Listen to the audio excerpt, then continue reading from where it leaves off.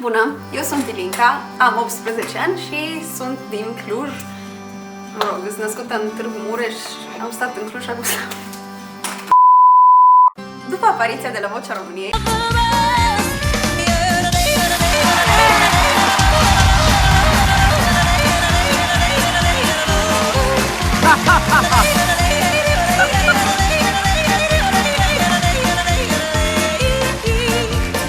am primit o grămadă de mesaje în care oamenii mă întrebau cum faci yodel, cum faci să sune așa atunci când cânti și niciodată n-am știut cum să le explic sau mă gândeam oare ce să le spun, să le trimit Wikipedia, să le trimit un link de pe YouTube.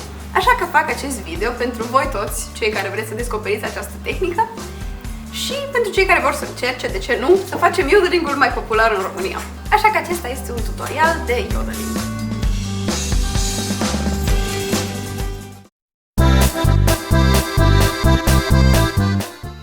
Yodeling-ul este o formă de cânt ce presupune trecerea rapidă din voce de piept în voce de cap. Yodeling-ul a apărut în Africa Centrală și era o formă de comunicare, iar în Europa a devenit popular în anul 1830. Se mai spune și că yodeling-ul a apărut în Alpii Centrali, fiind folosit de către ciobanii care își chemau oile de pe un deal pe celălalt. În caz că nu știți cum sună yodeling-ul, aveți aici un exemplu.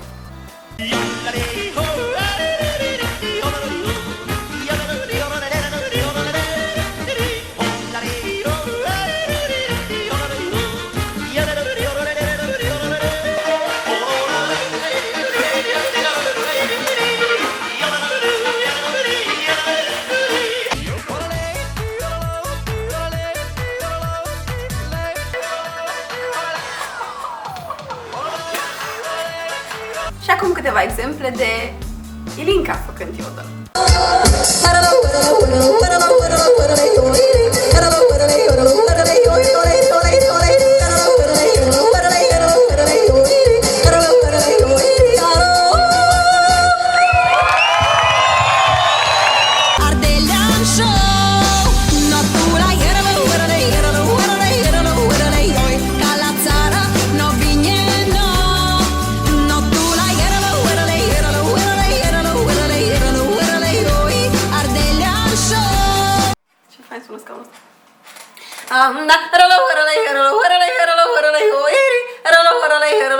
Three hours later.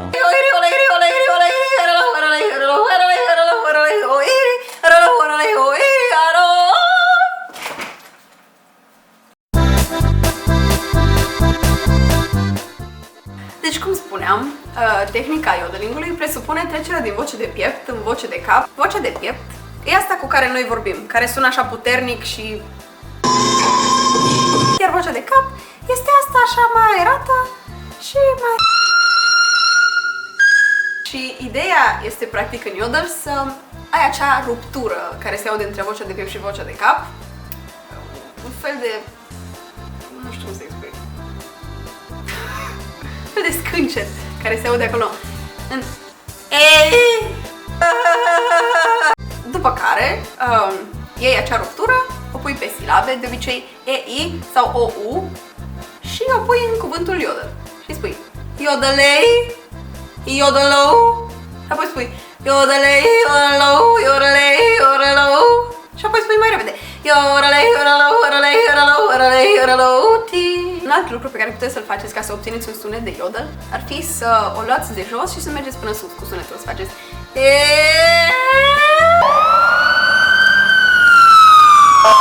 Aveți aici un exemplu de eu încercând pentru prima dată să fac yodel.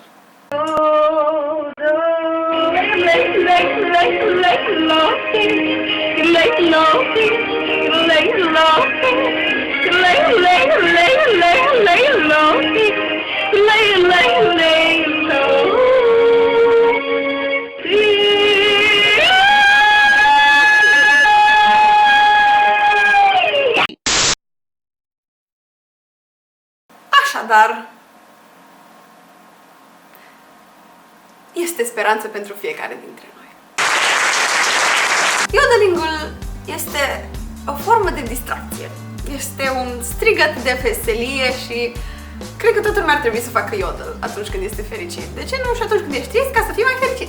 Așa că vă invit să încercați fiecare dintre voi acasă să faceți yodel, să vă închideți undeva unde nu vă aude nimeni, eventual într-un beci, și să încercați să faceți yodel. Și abia aștept să-mi trimiteți pe mail pe linkatheartist@gmail.com încercările voastre de a face yodel. Ce camioane! Servus! Bună seara, suntem bun venit la Urban Groove. Yodelul ușor! Hai, bună ziua!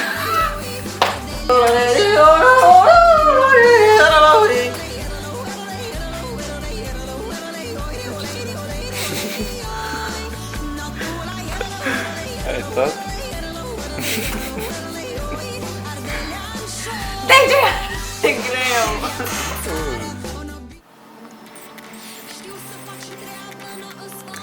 Am uitat să vă mulțumesc că ați urmărit tutorialul meu și vă aștept pe Facebook pe Linkatheartist și pe Instagram pe Ili Vanili și pe Snapchat tot pe Ili Vanili. O să vă pun linkurile în descriere și vă mulțumesc, vă iubesc și yodelit! Ups!